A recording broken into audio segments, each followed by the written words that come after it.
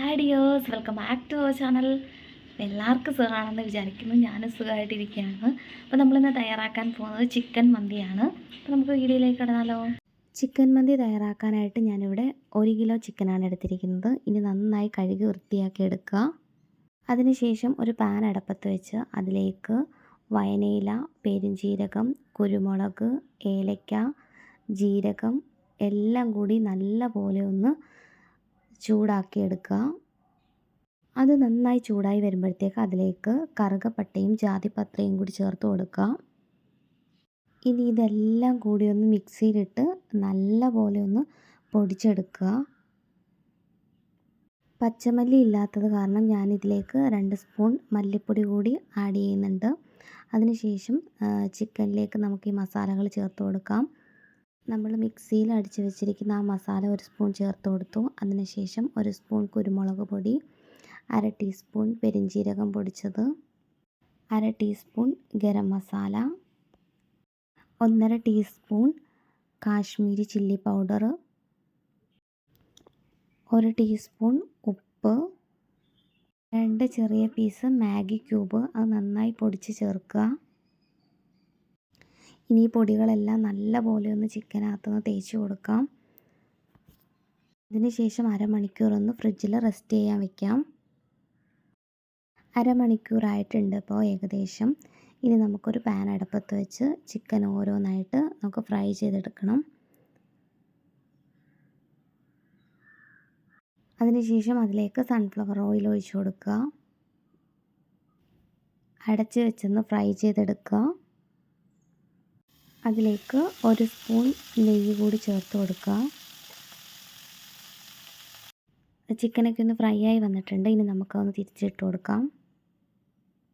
അങ്ങനെ ഓരോന്നും ഫ്രൈ ചെയ്തെടുക്കുക. ഇനി നമുക്ക് ബിരിയാണി റൈസ് അടുപ്പത്തേക്ക് വെക്കാം.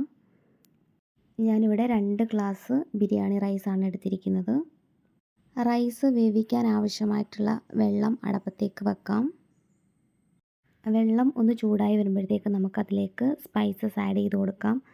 ഏലക്ക, ഗ്രാമ്പൂ, പെരുംജീരകം, കുരുമുളക്, കറുവപ്പട്ട എല്ലാം കൂടി ഒന്ന് ചേർത്ത് കൊടുക്കാം. അതുപോലെ തന്നെ റൈസ് ഞാനിവിടെ 1 മണിക്കൂർ സോക്ക് ചെയ്ത് വെച്ചിട്ടുണ്ടായിരുന്നു. റൈസും കൂടി അതിലേക്ക് ഇട്ട് കൊടുക്കുക.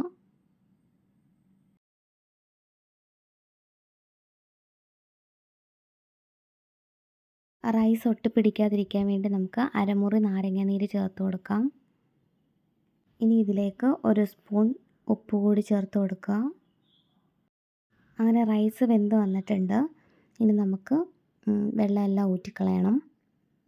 ഇനി നമുക്ക് മന്തി തയ്യാറാക്കാം. ഞാൻ വലിയൊരു ചട്ടി എടുത്തിട്ടുണ്ട്. അതിലേക്ക് ഫ്രൈ ചെയ്ത് വെച്ച ചിക്കൻ പീസ് ഓരോന്ന് ഇട്ട് കൊടുക്കുന്നുണ്ട്. ഇതിലേക്ക് നമുക്ക് മല്ലിയില കൂടി ചേർത്ത് കൊടുക്കണം. അതിനുശേഷം വേവിച്ച് വെച്ചിരിക്കുന്ന റൈസ് ഇതിലേക്ക് ഇട്ട് കൊടുക്കുക. നിങ്ങൾക്ക് വേണമെങ്കിൽ ഇതിൽ കളർ ചേർത്ത് കൊടുക്കാം. ഞാനിവിടെ കളറൊന്നും ചേർത്ത് കൊടുക്കുന്നില്ല. മഞ്ഞൾപ്പൊടിയാണ് ചേർത്ത് കൊടുക്കുന്നത്. മഞ്ഞൾപ്പൊടി ഓയിലിനകത്ത് നമ്മൾ ചാലിച്ചിട്ട് അതാണ് ഒഴിച്ചു കൊടുക്കുന്നത്. അതിനുശേഷം അതിലേക്ക് 1 സ്പൂൺ നെയ്യ് കൂടി ചേർത്ത് കൊടുക്കുന്നുണ്ട്. അതിനുശേഷം അതിലേക്ക് 4-5 പച്ചമുളക് വെച്ച് കൊടുക്കാം. അതിനുശേഷം ഒന്ന് അടച്ച് വയ്ക്കുക. ഇപ്പോൾ ഏകദേശം നമ്മുടെ ചിക്കൻ മന്തിയൊക്കെ ഒന്ന് സെറ്റായിട്ടുണ്ട്. ഇനി നമുക്കിത് വലിയൊരു പാത്രത്തിലേക്ക് മാറ്റാം. മന്തി ഇവിടെ റെഡി ആയിട്ടിരിക്കുകയാണ്. നമുക്കിനി ഇതൊന്ന് സെർവ് ചെയ്യാം.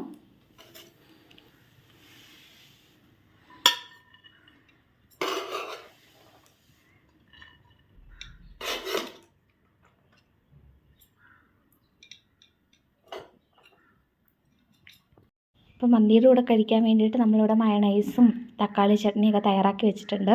അപ്പോൾ അതിൻ്റെയൊക്കെ വീഡിയോ ഞാൻ മുന്നേ പോസ്റ്റ് ചെയ്തിട്ടുണ്ടായിരുന്നു. അതുകൊണ്ടാണ് അതൊന്നും എടുക്കാഞ്ഞത്.